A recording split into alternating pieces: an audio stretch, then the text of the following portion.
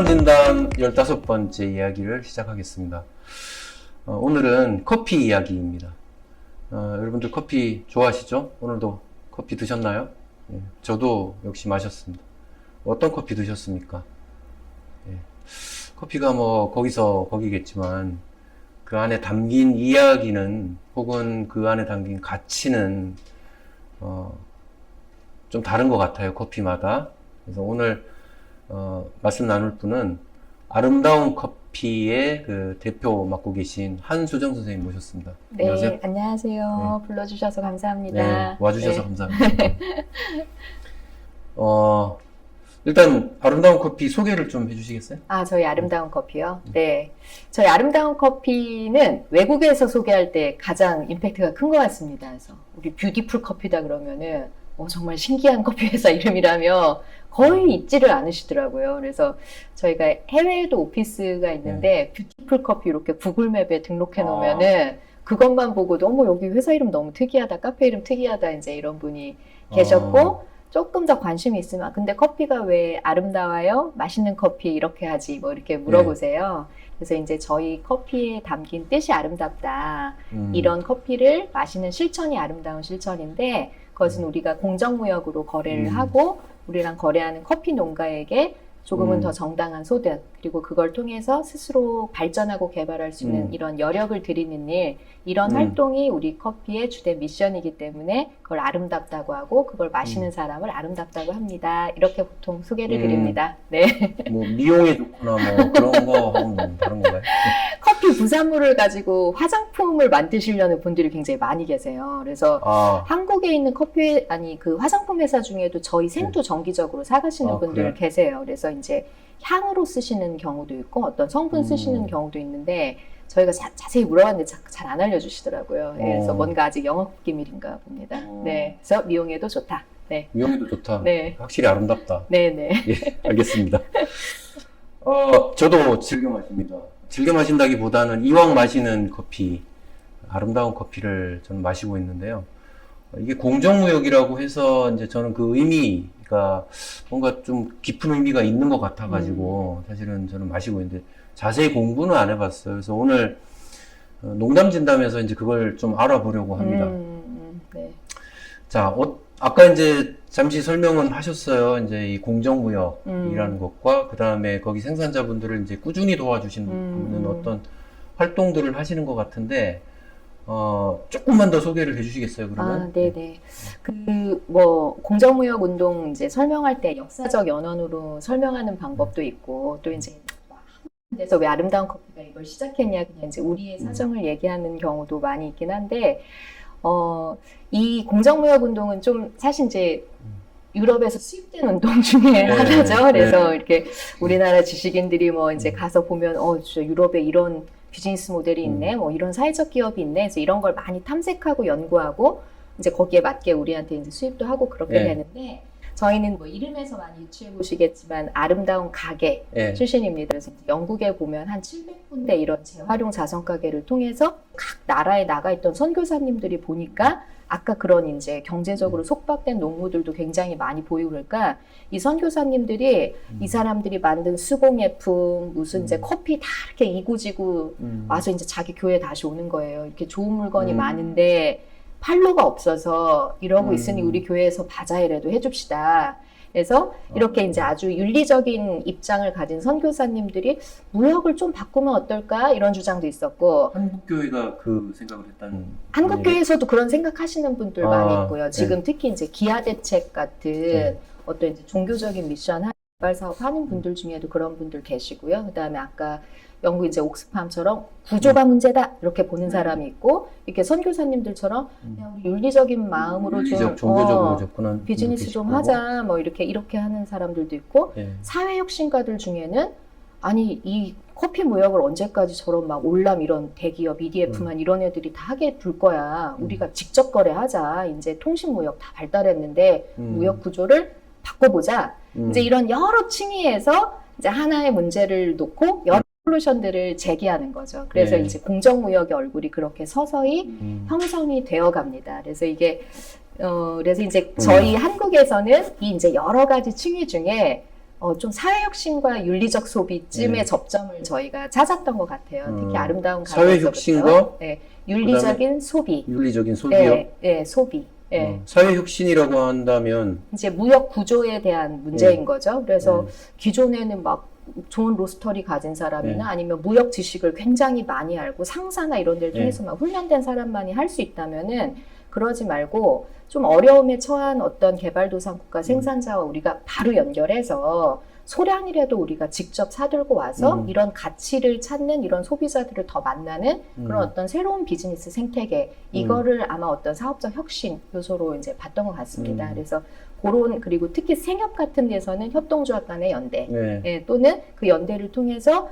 자기 어떤 윤리적인 소비를 하려는 또 환경을 지키는 그런 소비를 하려는 사람들 네. 간의 연대 이제 이런 쪽에서 이제 한국의 공정무역 운동은 좀 태동을 했다고 볼 수 있습니다. 네. 그러니까 꽤 여러 계층에서 그렇죠. 처음에 시작을 한 거네요. 네네. 특히 또 한국에서는 이제 뭐 여성환경연대 같은 곳에는 우리 개도국 여성하고 연대해야지. 네. 뭐 우리도 힘들지만 걔네 이중 삼중 네. 계급 어려움, 뭐 가정경제 어려움 이런 거 있는데 우리 개도국 여성들 일터에 그래도 타가소리라도 하나 지어주는 그런 일터에서 만든 수공예품 우리가 수입해서 우리도 쓰고 이렇게 하면 어떨까? 또 이런 차원에서 또 시작하신 분들도 계세요. 네. 네. 근데 어쨌든 목적은 같은 거죠. 그렇죠. 그러니까 여러 계층에서 예. 뭐 자기 색깔을 가지고 접근을 했겠지만 예. 한 가지 문제를 해결하기 위해서 네. 접근들을 한 것이고 네, 그렇습니다. 그 한 가지 문제는 생산자들이 제값을 받지 못하고 있고 그렇죠. 그것을 계속 연구화하려는 구조가 너무 네. 강하게 있다. 그 전까지 네. 제값을 받지 못했다. 그런 예. 걸 너무 많이 목격했나 보죠. 네, 예, 그렇죠. 그리고 이제 그 계기 중에 하나도 아까 이제 제가 무역에서는 이제 통신과 뭐 정보 처리가 굉장히 빨라지는 것들 얘기하는데 우리나라도 막 한 80년대 이쯤 되면 이제 해외여행 자유화 막 이런 거 생기잖아요. 네, 네, 그리고 배낭여행 한참 다니다 지치면 이제 사람들이 오지를 가보자. 네. 아무도 안 가본데 체험 가자 막 네. 이제 이런 거 생기면서 그게 우리보다 훨씬 빨랐던 유럽이나 이런 데서는 드디어 이제 커피랑 상관없는 사람들도 커피 산지를 막 가보게 되는 거예요. 뭐 원데이 투어 프로그램도 있고 막 이제 안 가본 데 가다 보니까 또 그런 사람들을 만나게 되고 이렇게 되면서 실제로 여기서 마시는 한 잔의 커피가 이걸 뭐 파는 여태까지 그런 비즈니스맨들만 봤는데 실제 가서 보니까 이게 진짜 아름답지만은 않더라. 실상이 좀 그런 것이 이제 점점 드러나게 되는 거죠. 어떻던가요? 네. 어떤 모습이었을까요? 그때는 그분들이 봤던 모습. 이제 저희가 요런 거 막 현지 조사한 이제 책들 이런 거 많이 보는데 특히 이제 막 굉장히 어려운 산지 예로 많이 드는 게 멕시코 오아사카. 예, 그 예전에 마르코스가 그 혁명을 처음 21세기의 인터넷 혁명으로 뭐 이제 새로운 어떤 사회를 막 주창한 그쪽이 이제 굉장히 미국과의 억압에 있어서 어려운 지역들인데 거기 이제 그 사람들이 맨날 얘기하는 거 있잖아요. 강한 그 어떤 빨대로 우리의 혈관에 꽂고 우리의 동맥으로부터 피를 계속 착취하는 구조다 이제 이렇게 얘기하면서 이제 굉장히 만연한 문제로 뭐 아이들이 교육을 받지 못하고 그 다음에 이 커피를 사는데 이 커피라는 건 기본적으로 수출 작물이기 때문에 그리고 또 내가 아무리 많이 먹어도 이건 밥이 아니잖아요. 그러니까 먹는 이제 현지에서 소비량이 작기 때문에 어쨌든 판매를 염두에 두고 만든 제품이기 때문에 실은 바이어 권력이 굉장히 강할 수밖에 없는 거예요. 그리고 이 농부들이 뭐 세계 시장 가격을 아는 것도 아니고 그렇죠. 저쪽 마을에선 얼마 주고 수매하고 나한테는 얼마 주고 수매하고 이 정보가 차단돼 있단 말이죠. 그러니까 이 중간 상인들이 가다 저쪽 마을은 품질 좋아서 올해 내가 뭐 2달러 줬는데 넌 안 되겠다. 뭐 1달러 30센트 그것도 어려워 이러면은 1달러 20센트에도 사주세요. 이제 이렇게 되는 거예요. 그래서 그런 어떤 고질적인 뭐 수매의 문제 이런 거 있고 그 다음에 또 남미 쪽 가보면은 커피를 중심으로 한 이주 노동자가 굉장히 많아요. 그러니까 뭐 브라질, 콜롬비아 이런 데는 식민지 때부터 만든 대농장들이 있잖아요. 그러니까 이 대농장들은 가족농들이 경영하지 못하니까 저쪽 니카라과부터 이렇게 산중에서 원주민들이 내려와서 제가 이제 약간 사례로 드는데 혹시 소장님과 저의 연배가 비슷하다면 옛날에 이제 진해 이런 데서 벚꽃 축제 하잖아요. 요즘도 하잖아요. 예, 요즘도 합니다. 근데 벚꽃 축제가 이게 진해 끝나면은 그 다음에 군산으로 와야 되잖아요. 그러니까 진해에서 벚꽃 축제에서 막 노포 차렸던 사람들이 막 노점상 끌고 군산에 와서 아까 군산 끝나면 익산 가서 또 이렇게 이제 점점 올라오고 점점점 이제 구름막 꿀면서 이제 네, 올라다니듯이 이 개화기에 맞춰서 이렇게 하듯이 커피도 수확기에 맞춰서 전 남미 대륙을 이주 노동자들이 다녀요. 그러면 이제 네. 뭐 예를 들어 위도 그렇죠. 를 따라서 이제 이동을 하겠네요. 그러니까 위도 또는 이제 산맥이나 지형에 따라 미시 고도를 따라서도 기후들이 이동하고 다르기 있고. 때문에 거기를 따라서 이제 이동을 하고 제일 많이 이동하는 것이 이제 니카라가 산중의 원주민들, 그쪽말로 니키라고 하는 사람도 이제 많이 다닙니다. 근데 그러니까는 수학기 때마다 없던 마을이 하나씩 생길 정도로 인구들이 이제 많이 다니는데 그럼 또 거기서 이제 온갖 문제가 일어나는 거예요. 뭐 성추행부터 시작해서 애들 또 엄마 따라왔으니까 적절하게 교육 못 받고 좀 안타까운 그 얘기고 임금도 뭐 되게 낮았을 테고 낮았고 뭐 가족 다 아는데 아버지가 이제 돈 받은 다음에 밤새 술 먹고 그래서 또 집에 돈 갖다 주지 못하고 뭐 이제 이런 환경들이 이제 있다가 한철 끝나면 또 이동했다가 뭐 커피 다 이제 땄으면 다시 산중으로 올라갔다가 이제 이런 아주 경제적인 본원적인 어려움이 있었고 또 그 다음에 2차 세계대전 이후니까 사실 굉장히 이제 여러 세력들이 개도국에서 서로 갈등하고 분쟁하고 이제 이런 상황들이 많은데 커피 농가를 손에 넣고 싶은 이제 정치인들. 이제 강대국들끼리 예, 큰 이제 기업들끼리의 경쟁이 그것도 있죠. 있고 이제 우간다 같은 데서는 우간다나 가나 이런 데서는 독재자들이 이제 커피나 카카오 산업을 조금 더 이제 국영화시키고 싶거나 자기의 이제 개인 이제 이런 걸로 좀 하고 싶은 이제 이런 갈등도 있고 마찬가지로 옛날엔 식민지를 해서 그냥 가지고 왔으면 됐는데 이제는 뭐 하여튼간에 자기 회사라도 만들어서 그걸 안정적으로 수매하는 그런 구조를 가져야 된다거나 또는 그걸 잘하기 위해서 그 개도국 정부들을 자꾸 꼬시는 거죠. 야, 니네 커피보드 이제 이런 거 다 해체해. 카카오보드 이런 거 다 해체해. 신자유주의 시장에서 경쟁해야지. 니네 자꾸 농업 이런 식으로 하면 너네 국가 부채 그거 자꾸 이자 뿌는 거 우리가 탕감 안 해준다? 막 이제 이러면서 구조조정을 또 촉발시키기도 하고 이런 어려움도 있고 또는 이제 또 개도국가 미국과의 또 정치적 갈등도 있죠. 왜냐하면은 미국은 늘 중남미 국가들이 쟤네가 갑자기 공산화 돼가지고 막 쿠바랑 다 손잡고 막 어떡하지? 막 이게 되게 늘 고민인 거예요. 저쪽 커피값에 대해서 우리가 좀 개입을 해야 될 텐데 막 너무 배고파서 공산화되지 않을 정도로 너무 비싸서 우리 미국의 커피 회사가 어렵지 않을 정도로 늘 개입을 하고 싶은 그런 욕구들이 있어요. 그래서 이제 이거를 막 CIA나 이런 걸 통해서 정치적으로 조작하기도 하고 그래요? 또는 이제 중남미 커피 생산량의 일부를 통제하기 위해서 가난한 또 나라들한테 ODA라는 이름으로 커피 농업을 지원하기도 합니다. 그러니까 2차 미국과 베트남 전쟁 이후에 베트남 커피 섹터에 엄청난 투자를 해주거든요. 그러니까 거기 지금 뭐 많이들 아시지만 브라질이 이제 커피 1위가 아니에요. 베트남이 로부스타까지 하면은 1위의 수출국으로. 베트남이. 그러면 이제 그 코밑에서 맨날 브라질 막 룰라도 나오고 이러면서 얼마나 미국을 괴롭혔어요. 근데 이제 베트남에 그간 그렇게 많은 투자를 해주면서 정말 베트남의 커피 산업을 이렇게 키워주면서 룰라의 인기를 떨어뜨리고 이런 일도 있고.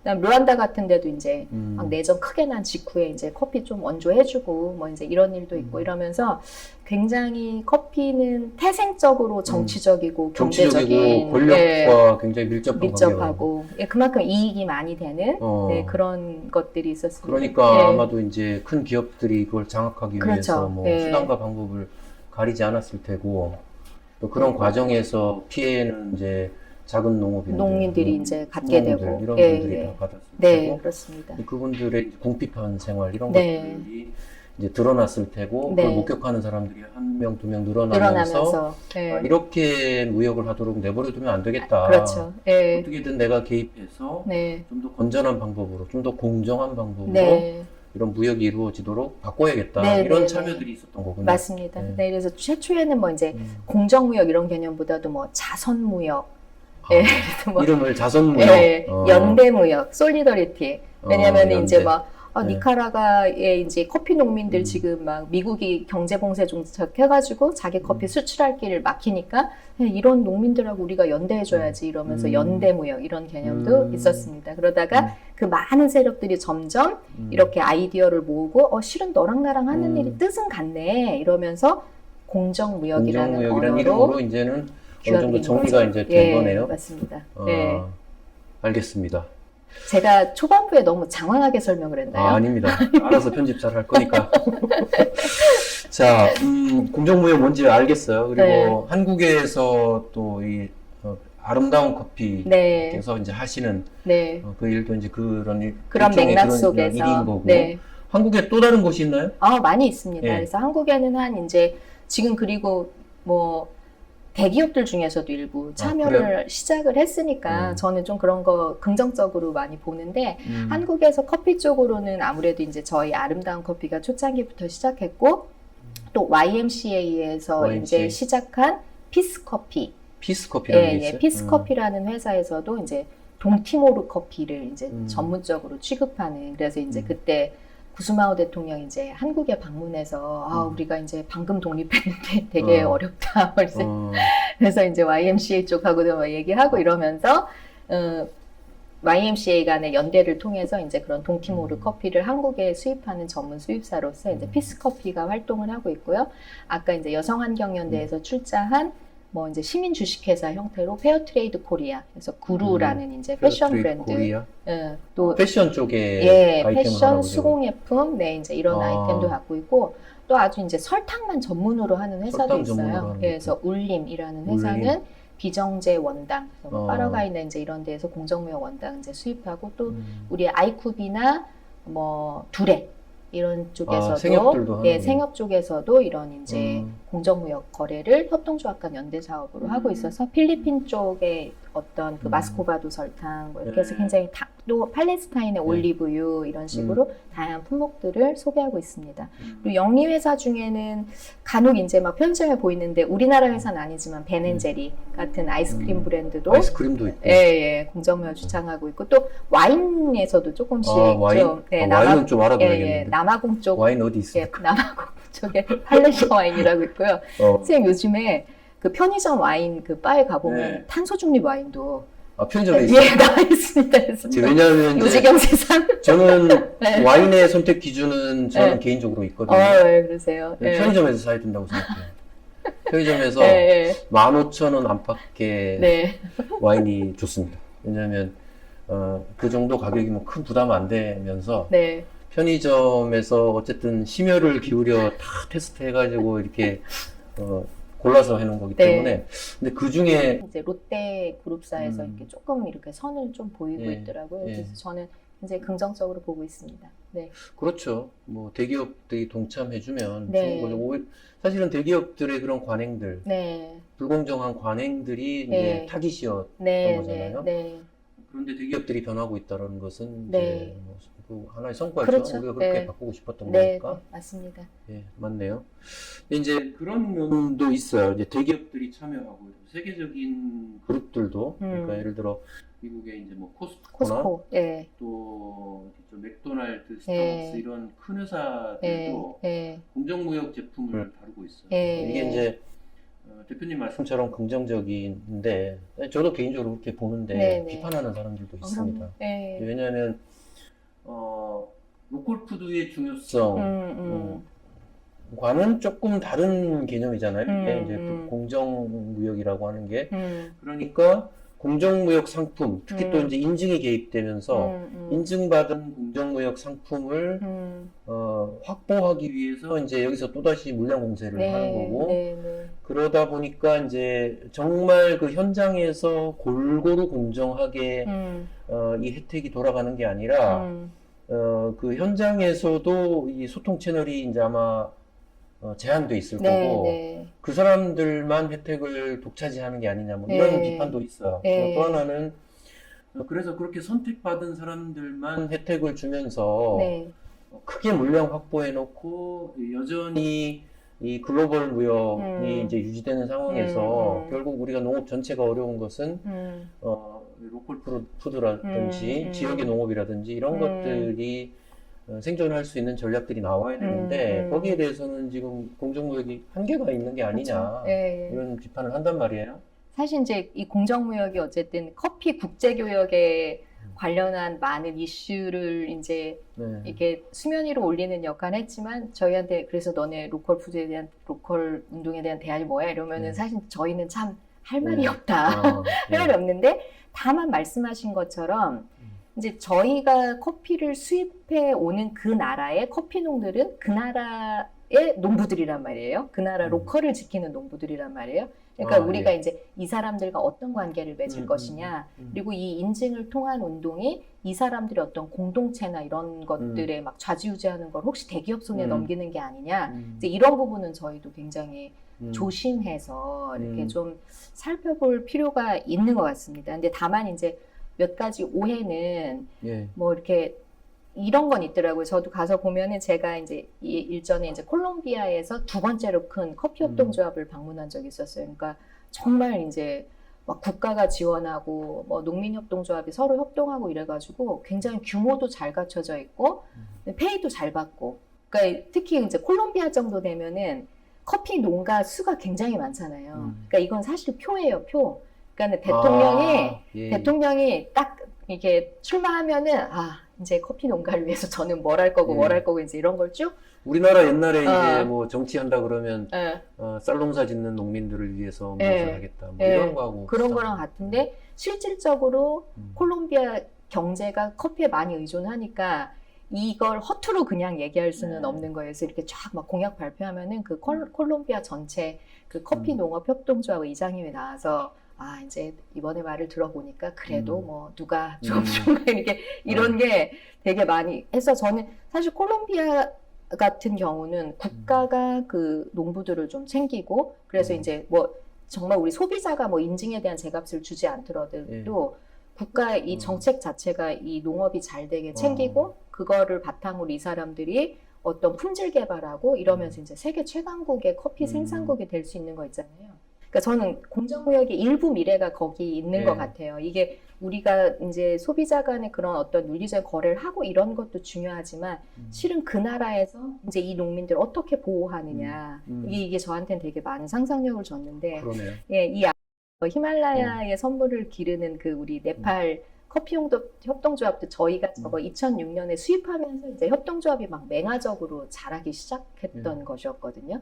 근데 지금은 한 10년 하니까 협동조합도 이제 익숙하고 거기에 되게 활발한 분들도 많으시니까 이제 지자체 투표에 드디어 나가시더라고요, 이분들이 선거 나가서 구청장 되시고 이제 그 협동조합의 사람들이 농민 중에 구청장이 막 나오는 거예요. 그러니까 이제 이 구청장님 나오면 또 이제 이 당선의 일성이 있는 거죠.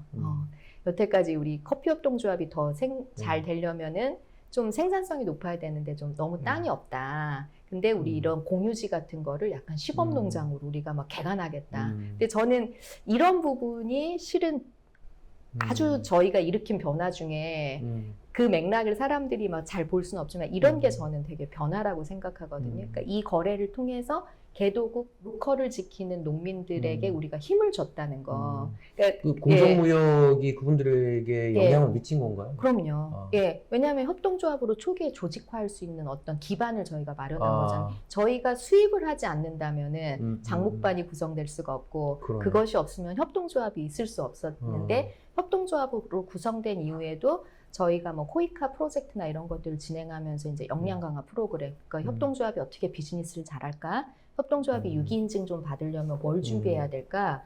그리고 우리가 뭐 이렇게 지역사회 공동체를 위해서 지금 이번에 커피 팔고 좀 이익이 생겼는데 이런 걸 좀 어떻게 쓰면 좋을까? 이제 이런 자리들이 마련되는 뭐 건데. 교육이나 뭐 그렇죠. 혹은 컨설팅 뭐 이런 부분들이 들어가는. 근데 저는 특히 네팔에서는 이게 막 계급과 신분, 그다음 여성차별 이런 게 많은 사회에서 협동조합이라는 걸 통해서 사람들이 토론하고 이야기하는 게 굉장히 민주주의의 연습이 된다라는 생각들을 많이 했었습니다. 단순히 경제적인 공정성만 혜택을 주는 게 아니네요. 그러니까 자립할 수 있게 만들어주네요, 말하자면. 근데 저는 진짜 뭐 우리가 자립하게 도왔습니다. 이건 너무 오만방자한 말 같아서 저는 잘 안 하고요. 근데 이제 대표님 말씀 들으면서 이제 궁금한 점이 생겼어요. 공정거래 하시면서 공정무역 하시면서 개인 농가들과 거래도 하십니까? 저희는 협동조합으로 이제 조직화된 곳. 그리고 근데 처음에 정말 네팔 같은 데는 잘 조직화되기도 전 단계에 저희가 들어가는 경우도 있거든요. 그럼 이제 그거를 같이 좀 유도하면서 어떻게 전환을 시키자. 그래서 이제 올해 우리 처음 만났으니까 내년까지 단위조합 결성을 못하면 내년엔 수매 없다. 근데 올해는 그냥 수매하는데 내년까지는 이 약속을 지키고 후년에는 이 약속을 지키고 이런 로드맵을 제시를 해서 같이 제시를 따라오면은 같이 가고. 그분들께서 이제 자기 조직화를 하겠죠. 그렇죠. 집단을 이루고 네. 체계화시키고 거기엔 리더도 있을 그럼요. 거고 네. 일정 뭐 전문가들도 있을 거고 네. 또 젊은 사람들의 역할이 있을 네, 거고 맞습니다. 또 나이 든 분들의 네. 역할도 있을 거고 네. 그 여성의 역할 또 남성의 역할 이런 네. 것들이 이제 전체적으로 그 지역의 풍토에 맞게 또 그렇죠. 조직화가 되겠네요. 근데 그게 참 저는 어렵더라고요. 왜냐면은 이게 한 사회의 다이나믹스를 저희가 다 볼 수가 없거든요. 그리고 뭐 문화와 그런 맥락 자체가 너무 다른데 사실 우리가 우리 사회의 다이나믹스를 다 보나요? 못 보잖아요. 그렇죠. 우리 조직 내부의 거 잘 못 보거든요. 근데 이제 그런 거를 그래서 이제 어떤 분들 우리가 협동조합을 거기 다 만들어줬어 막 이런 말씀 하시는 분 계신데 저는 좀 그거는 아닌 것 같고 어떤 그게 촉진될 수 있는 계기들을 저희가 주는 건데 저는 그 지점에 있어서 이렇게 돈 버는 사업만큼 확실한 게 없는 것 같아요. 그게 아주 구체적이고 실질적으로 커피 수출할 수 있어. 그리고 우리가 그래도 좋은 가격으로 사줄 수 있어. 그리고 한국 가면 우리가 이미 많이 팔았기 때문에 꾸준할 거야 라는 게 이분들한테 어떤 동기를 좀 드릴 수 있다. 근데 똑같이 해도 잘 되는 데 있고 안 되는 데 있어요. 근데 안 되는 데는 뭐 저희가 무슨 수를 써도 뭐 안 되는 거고, 그렇습니다. 그러니까 제가 이제 대표님 말씀 들으면서 이제 그런 느낌이 들어서요. 그러니까 공정무역이라고 하면 그냥 우리가 단지 우리가 자금을 가지고 있고 또 우리가 판매처를 가지고 있기 때문에 이런 큰 자원을 가지고 있기 때문에 그분들을 시혜적으로 좀 더 높은 가격에 그냥 팔아준다. 이런 수준의 것이 아니네요. 공정무역이라고 하는 것은. 아마 처음에 우리 운동의 선배들은 좀 그랬을 수도 있다. 그랬을 수도 있겠네요. 그럼 그것도 나쁜 건 아니죠. 사실. 그렇죠. 뭐 다 싸게 살려고 그러고 막 후려치려고 그러는 한국이 우리 사람답게 살아보자라고 그렇죠. 하는 것도 저는 의미가 있고 이제 점점 다니면서 구조를 보는 눈들을 갖게 되면서 이제 옛날 우리 역사책도 읽어보고 우리 유럽 공정무역 선배들은 뭐 했나도 읽어보고 혹시 한국에는 공정무역 선배들이 없을까? 뭐 이제 이런 거 보면은 저는 막 일제시대 막 물산장려운동 이런 것들이 공정무역 하나의 원조격이 아니었을까 이런 생각들을 좀 합니다. 네. 아니 그래서 이제 사실은 제가 농담진담에 대표님을 초대하면서 공정무역이라고 하는 것을 주제로 삼으면서 이제 제가 약간의 고민이 들었던 것이 있어요.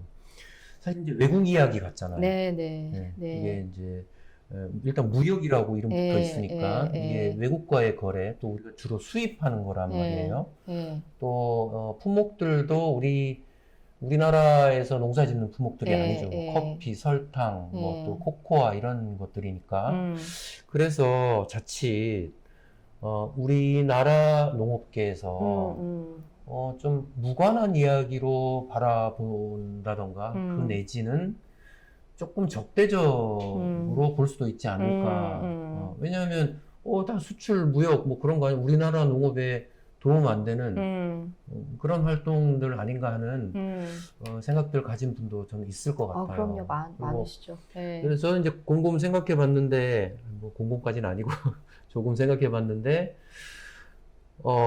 이 공정무역에서 이야기하는 그 과거의 그 관행적인 무역에서의 문제가 사실은 국내에도 존재한단 말이죠. 그렇죠. 한국에서 농민과 또 그 농민 생산물을 구매하는 그 큰 기업들, 과의 관계, 또 사실은 축소판이란 말이에요.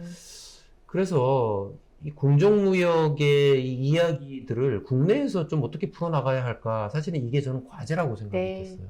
네, 맞습니다. 어떨까요? 지금 쌀값 때문에 정말 난리거든요. 지금 뭐 한 몇십 년 만에 최저치 쌀값을 지금 기록을 하고 있고 아마 이거 몇 년 만에 해결될 것 같지 않고 아마 심화가 됐으면 심화가 됐지. 우리 농민들에게는 이제 절체절명의 위기가 계속 연이어서 지금 오고 있는 상황이거든요. 그리고 또 CPTPP 뭐 이런 개방 압력 계속 몰려 들어오고 있고 그래서 이게 비단 세계 무역에서의 문제가 아니다. 바로 우리 문제다 하는 생각을 저는 갖는데 사실 저는 같은 방향을 가지고 있고 같은 내용으로 우리 농민들도 투쟁을 하고 있다고 생각이 되는데, 국내에서 이 공정무역, 이 내용을 좀 확산하고, 그렇게 할 방법은 없을까요? 정말. 근데 늘 도전적이고 어려운 질문. 네. 근데 아무래도 공정무역이 아까 이제 얘기했던 뭐 역사적 뭐 유래와 더불어 뭐 이제 그 문제를 해결하기 위한 솔루션으로 이제 비즈니스를 선택한 거잖아요. 그러니까 저희는 그런 높은 뜻과 이상을 갖고 있지만 현실적으로 이걸 비즈니스로 풀다 보니까 누가 봐도 우린 농민단체 같지는 않은 거예요. 그냥 커피 회사인 거예요. 우리가 공정무역 커피를 하는 커피 회사니까 뭐 이제 최초의 농업단체나 이런 쪽에서도 별로 너네도 와봐, 뭐, 니네 얘기 좀 들어보자. 이런 것들이 전혀 없었고, 특히 아까도 얘기했듯이, 뭐, 일부 생협에서는 되게 이제 원록격 되시는 분들이, 그러니까 책에다 이렇게 쓰세요. 저 네팔 시골 마을조차 신자유주의의 무역 끝단으로 만들어버리는, 이렇게 책에다 쓰신 그런 분도. 공정무역에 대하여. 근데 검명을 하셨어요. 저 네팔 시골 마을을, 그거 이제 저희한테 하신 얘기거든요. 니네는 그런 애들이잖아. 뭐 이제 이렇게 얘기했는데, 처음에는 정말 그거를 제가 대응할 언어가 없더라고요, 저한테. 그러니까 제가 뭐 농업에 대한 어떤 뜻이 있어서 이제 이런 거를 시작한 것은 아니니까. 근데 다만 이제 저는 이거를 하면서, 어쨌든 소농의 처지를 조금 이해하게 된 거. 그러니까 말씀하신 대로 이 사람들의 이 소농의 처지랑 한국의 소농의 처지가 다르지 않다. 다르지 않은데 이 소농의 처지를 굉장히 조금 드러내는 일을 할 때 커피라는 매개체가 조금 쉬웠던 것 같아요. 그러니까 누구나 마시니까. 밥보다 더 많이 먹으니까 커피를 통해서 이 얘기를 하는 것이 조금 사람들한테 더 다가갔을 것이다 해서 아마 그래서 전 세계적으로도 저는 공정무역 운동에 커피를 소재로 많이 삼았던 것 같고 저희 공정무역 활동가들이 이제 뭐 그러니까 코로나 이전까지 하면은 세계 포럼 같은 거 많을 거잖아요. 그러면 이 로컬 농업과의 갈등 얘기를 다 해요. 그러니까 왜냐면은 주로 이런 소비운동 활발한 데는 선진국이고 선진국에서 커피 수입하는 그런 공정무역 단체들이 주류인데 다 이제 그 나라 로컬 니네 식량 문제는 어떻게 할 거냐 이제 이런 공격을 되게 많이 받고 그거에 대해서 참 우리가 소농을 보살피는 부분들은 똑같은 건데 우리나라 소농들한테는 우리가 참 인정을 받지 못하는 것 같다. 이게 어떻게 범세계적으로 하나의 운동인지에 대해서 설명하기가 참 어렵다. 이런 얘기들은 많이 했는데 저는 그냥 이게 어떻게 조금 더 다가갈까라는 부분에 있어서 요즘에는 솔루션이라는 생각을 많이 하거든요. 그러니까 좋은 뜻과 의미만으로는 부족하고 실제로는 이게 문제를 해결하는 솔루션이 된다. 라는 부분을 우리가 조금 더 명료하게 설명하면은 한국 농업계가 과연 니네 미워 이렇게 할까? 다만 우리가 그 이전에도 공정무역이라고 하면서 우리의 솔루션이나 아니면 임팩트 같은 걸 조금 잘 설명하지 못하거나 모호했던 것이 아닐까 이런 생각은 좀 합니다. 이게 이제 좀 어려운 면이 있어요. 이제 국내 농업에다가 솔루션이라고 말하기에는 왜냐하면 이제 지금 이 공정무역의 모델은 확실한 판매처가 있단 말이에요. 네네 그렇죠. 판매가 확실한 분들이 공급처를 그 다음에 찾는 격이에요. 네. 그러니까 자기들이 선택해서 구하는 거잖아요. 공정무역이 아니어도 저쪽에 가서 구입해도 비즈니스를 할 수 있어서 그런데 이왕이면 여기를 선택해 준다라는 그런 프레임이 저는 있다고 봐요. 네, 그러니까 한국의 소비자들이 이왕이면 한국이든 뭐 어디든. 그런데 이제 국내 농업, 물론 전 세계 농업이 다 어렵겠지만 지금 우리나라 농업 뭐 진짜 어렵단 말이에요. 어려운데 예를 들어 쌀 농사 짓는 농민들에게 공정무역의 이 모델을 가지고 솔루션으로 한번 제시를 해본다라는 것은 너무 어려운 일이에요. 왜냐하면 쌀을 수매해도 그 다음에 팔 곳을 찾는다라는 거는 진짜 커피 판매처를 찾는 것과는 비교할 수가 없을 만큼 어려운 일이거든요. 그러니까 사실 진짜 이제 국내 농업에서도 여러 가지 이런 솔루션들이 참 필요하긴 한데, 어쨌든 저는 이제, 아까 말씀드린 부분은 그런 거죠. 이제 이 모델로서 이 똑같은 프레임으로 이렇게 접근을 한다라는 건 어렵지만, 어쨌든 그 접근, 그러니까 공정무역에 처음 접근할 때 다양한 계층들이 자기 색깔을 가지고 접근했지만, 목적은 하나 였다면, 그 목적이 지금 우리 농업에서도 똑같이 적용될 수 있다. 같은 목적이다. 그래서, 다른 나라 이야기처럼 저는 안 봤으면 좋겠더라고요. 그래서 저는 안타까운 마음에. 왜냐면 이왕 커피 농촌에서도 다 드셔요. 네. 예, 드시는데 이왕이면 네.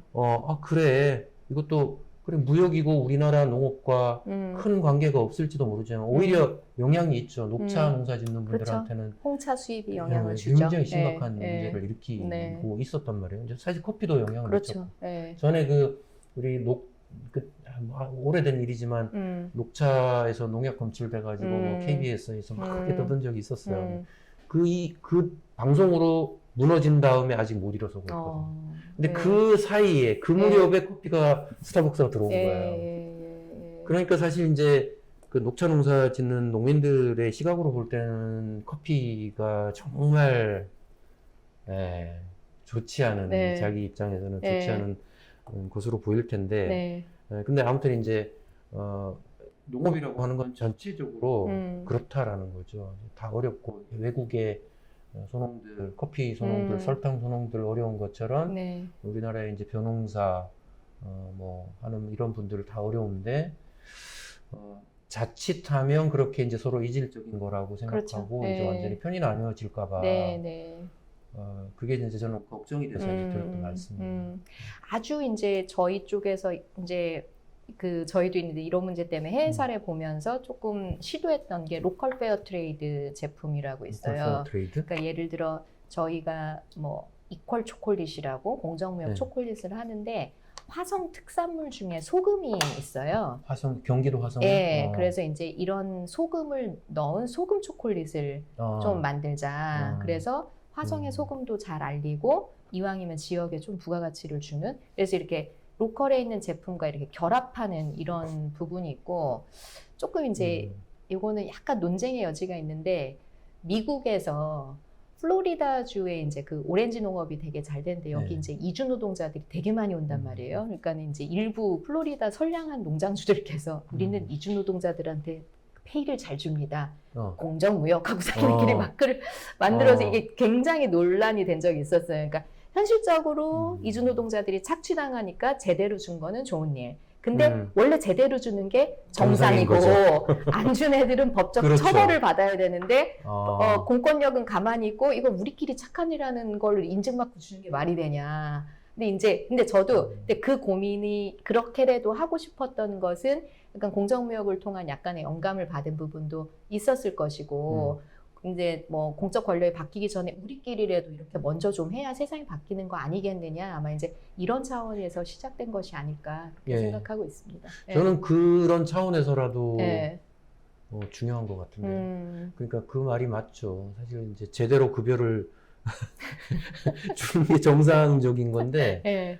그 사회 전반에서 그렇지 않고 있는데 나만이라도 나는 정상이야. 네. 이런 얘기 하면 그 사람 소중하다고 생각해요. 네, 맞습니다. 그래서 이제 그게 사실 우리나라에서도 적용이 될 수 있는 일이라고 생각이 되는데 우리나라 농업은 사실 지금 환경이라고 하는 이슈 이거에 굉장히 많이 집중을 해 왔었어요. 이제 대표적인 아이템이 친환경 농업이었죠. 네. 그런데 지금 온갖 산업이 전부 다 그거잖아요. ESG라는 그죠? 이제는 환경만 말하면 안 돼요. 환경만 말해서는 지속 가능한 상품이라고 얘기할 수 없어요. 더 이상. S, 사회적 문제, 가치. 사회적 가치가 실현되지 않고 환경만 실현했다.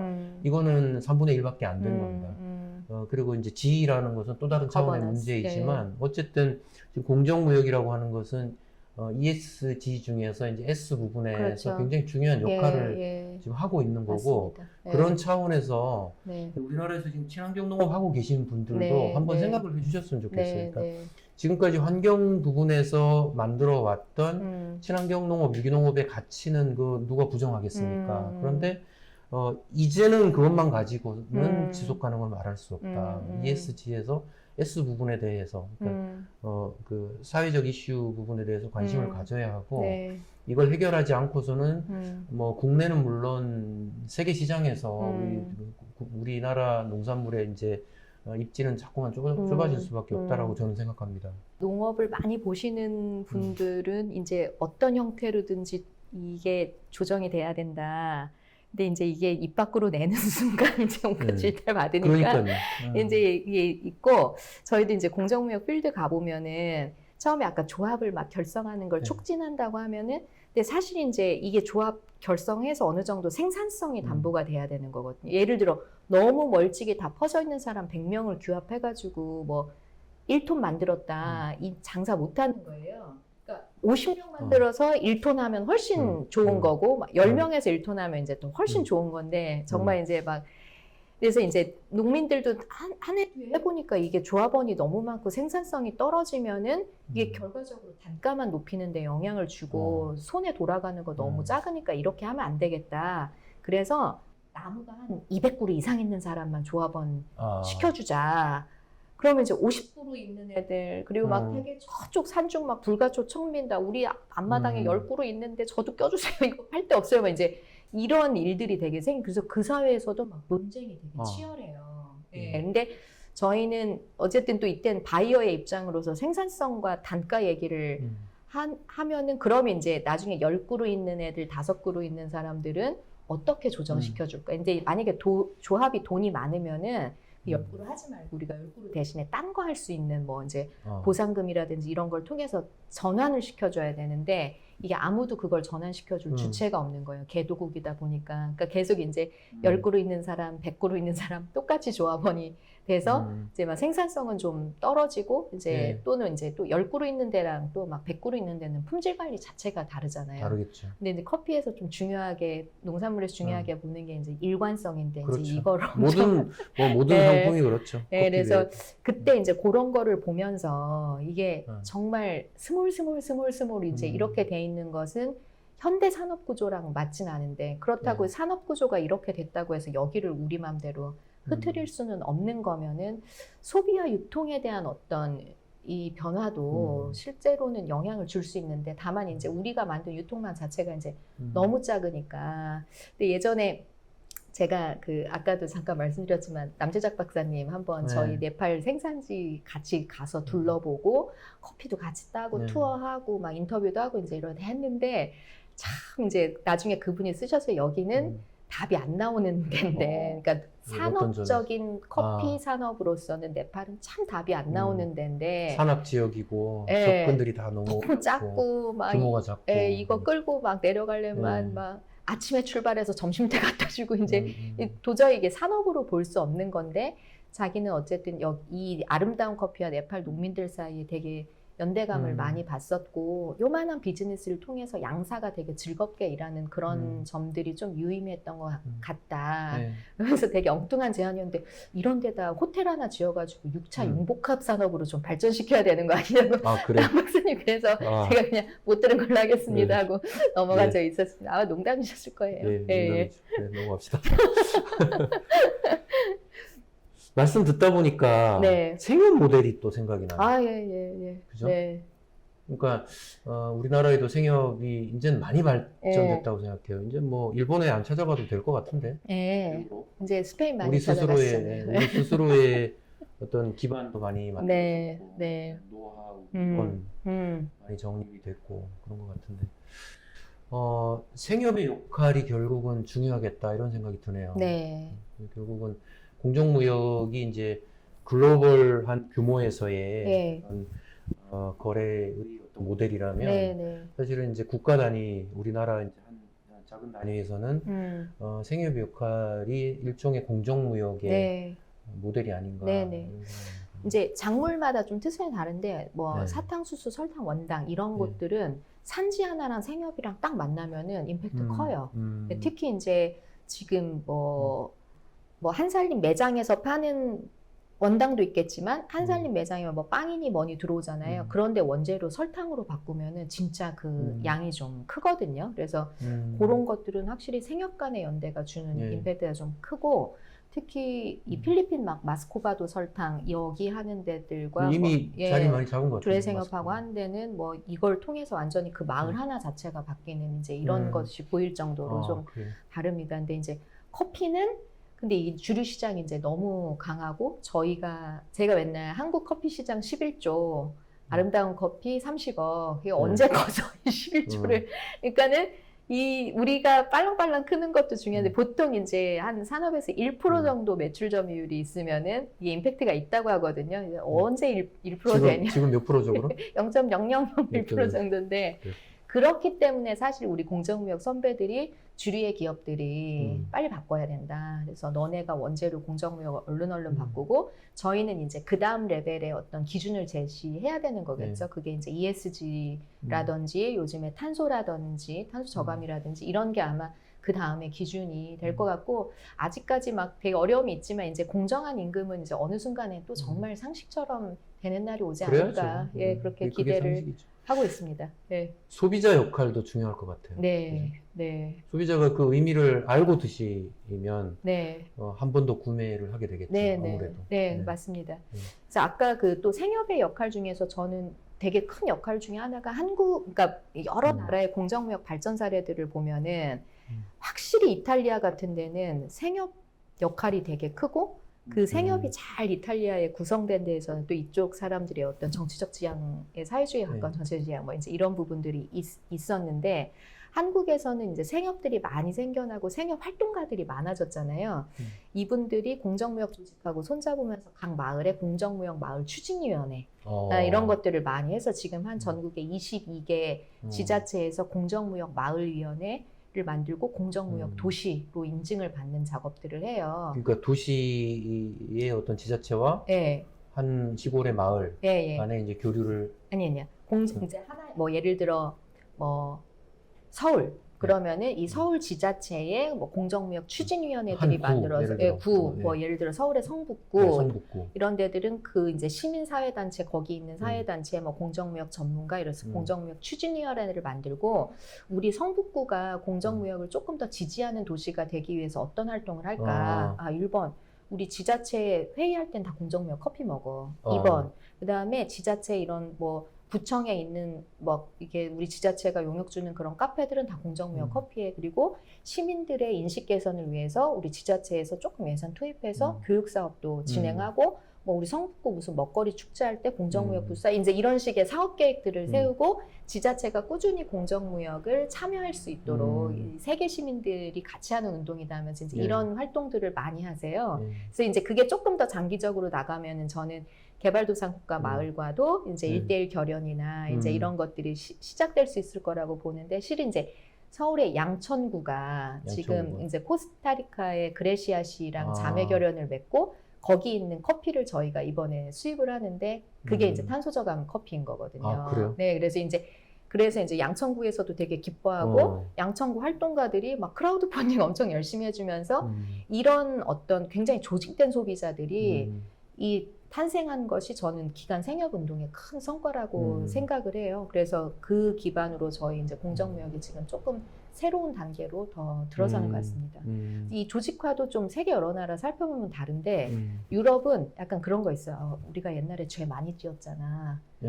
다 침략해서 쟤네 못 사는 것이 다 우리 때문이잖아. 이거 우리 반성하는 마음으로 먹자. 약간 이런 게 있고 프랑스 친구들은 남프랑스에 자기네 친척들이 그러니까는 다 한 다리 건너면 다 농업에 종사하는 인구들이 친인척으로 많대요. 그래서 우리는 농업 정서가 되게 많아. 이거 다 위아더월드 우린 다 친구야. 뭐 이래서 공정무역이 조금 부담감 없이 받아들여지는 그런 부분이 있다면은 아까 한국은 사실 그런 부분이 없는 거예요. 뭔가 개도국과 우리가 또는 우리 농촌과 우리가 우리는 이미 막 60년대 이촌향도 다 끝난 것 같아요. 그래서 친척 중에 정말 시골에 누구 있어요 하면은 없는 사람이 이제는 지금은 더 많은 것 같아요. 예, 그러니까 맞아요. 이런 문제도 사실 남의 문제고 개도국 문제는 더 남의 문제고 좀 이런 것 같습니다. 그럼에도 불구하고 우리 생협 활동가들이 없던 끈을 다 연결시켜가지고 지자체나 이런 데를 변화시키려고 하는 거는 정말 저는 뛰어난 일 같아요. 그러니까 생협 그리고 또 이제 더 나아가서는 일반 소비자들도 그렇죠. 더욱더 이제 이런 문제에 관심 갖게 하고 그래서 그렇게 되면 이제 뭐 단지 어떤 시군구 단위뿐만이 아니라 더 큰 단위에서도 사실 할 수가 있게 되겠죠. 스코틀랜드는 그래서, 세계 최초의 공정무역 국가를 선언하고, 그래요? 그래서 이제 막 국가 차원에서, 그러니까 예를 들어 뭐 스코틀랜드의 ODA 사업 중에 일부는 뭐 공정무역 산지 지원만 이제 이런 것도 있고 그래요. 그리고 영국 같은 경우는 그 런던 올림픽 할 때 최초의 공정무역 올림픽이 되자 그래서 선수촌 음료 다 공정무역 커피, 공정무역 바나나, 그다음에 선수촌 침구류 다 공정무역 면화 이런 걸로 음. 바꾼 사례들도 있습니다. 어. 네. 근데 이제 이런 게 한 번에 깜짝 쇼로 끝나서는 안 되는데, 되죠. 예, 이제 이게 시스템 안으로 이제 들어오려면은 그래서 그때 대기업 역할들이 좀 필요한 것 같아요. 예. 알겠습니다. 자, 이제 뭐 많은 말씀 나눠서 이제 궁금한 게 다 없어지셨어요?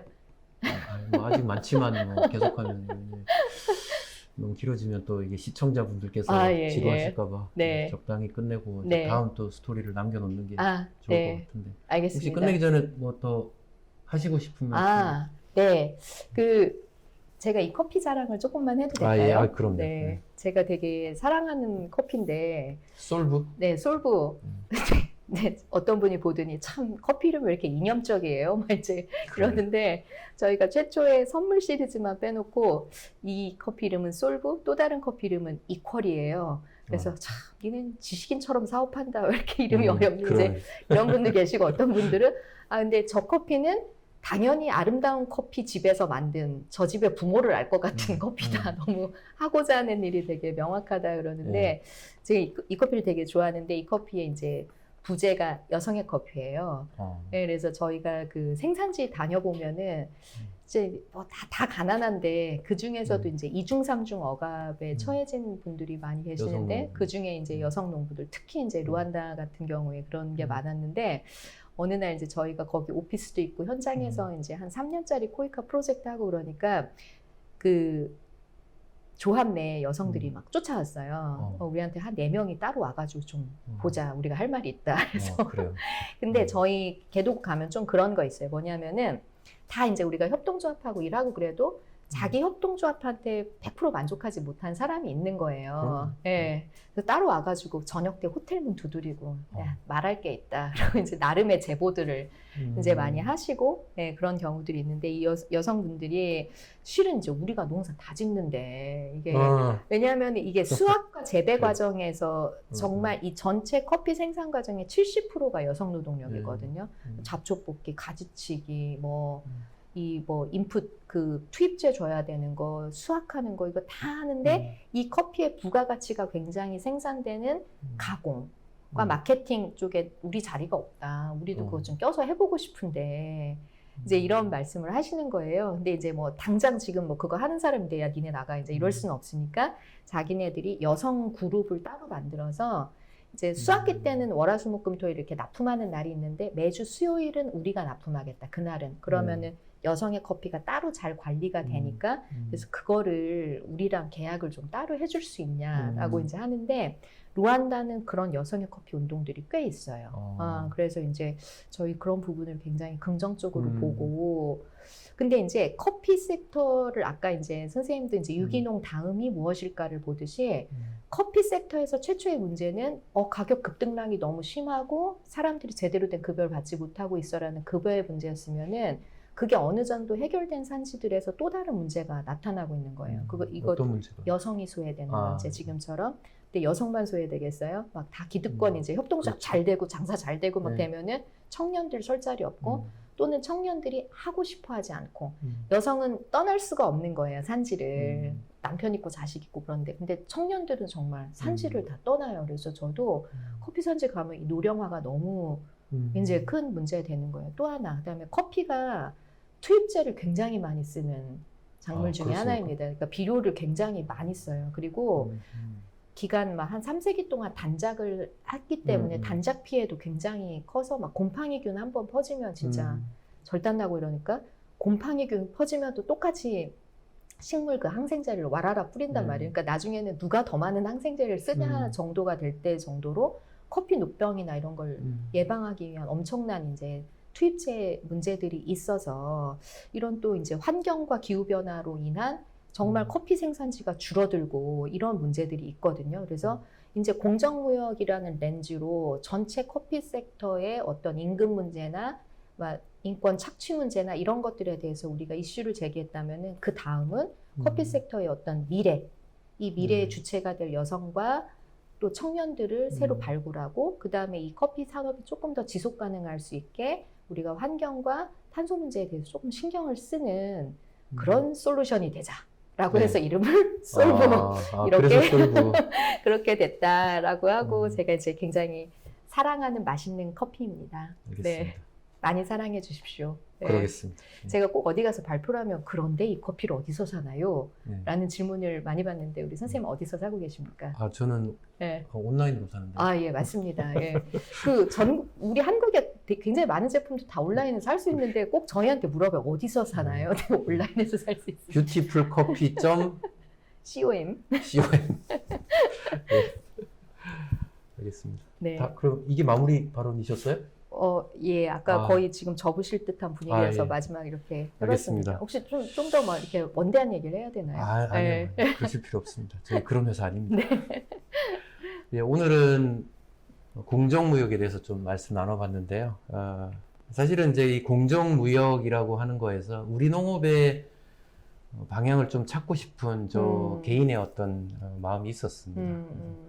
공정무역이라고 하는 것은 우리나라를 벗어난 다른 나라 이야기가 아니라 사실은 같은 목적 또 같은 솔루션을 찾고 있는 그런 활동이라고 생각이 됩니다. 지금 우리나라에서 이 농업이 갖는 환경적 가치, 이 부분은 많이 아마 공유가 되어 있는 것 같아요.